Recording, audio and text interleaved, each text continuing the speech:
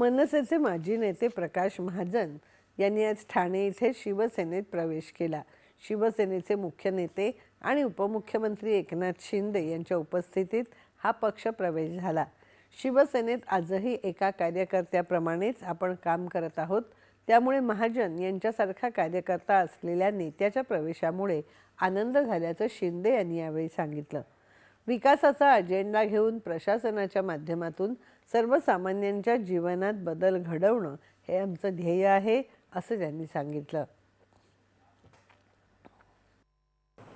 प्रकाश महाजनजींचं मनापासून मी शिवसेनेमध्ये स्वागत करतो। मनापासून त्यांना धन्यवाद देतो की त्यांनी शिवसेनेवर आणि माझ्यावर विश्वास ठेवून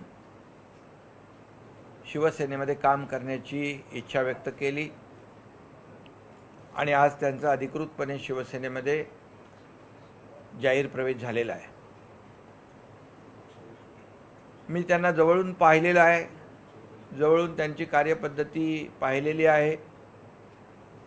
ते मुळातले शिवसैनिक आहेत, बाळासाहेबांच्या विचाराने प्रेरित झालेले, प्रभावित झालेले शिवसैनिक, आणि त्यामुळे नेहमीच मला त्यांचं बोलणं आणि त्यांचं वक्तव्य जे आहे, वक्तृत्व आणि कर्तृत्व याबद्दल आदर होता आणि आता ते माझ्यासोबत शिवसेनेमध्ये काम करतायत, याचा मला आनंद आहे मनस्वी।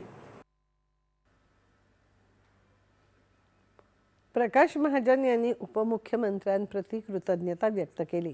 एकनाथ शिंदे यांच्या कामाचा आवाका मोठा आहे। संकटाच्या काळात ते लोकांसाठी स्वतः धावून जातात।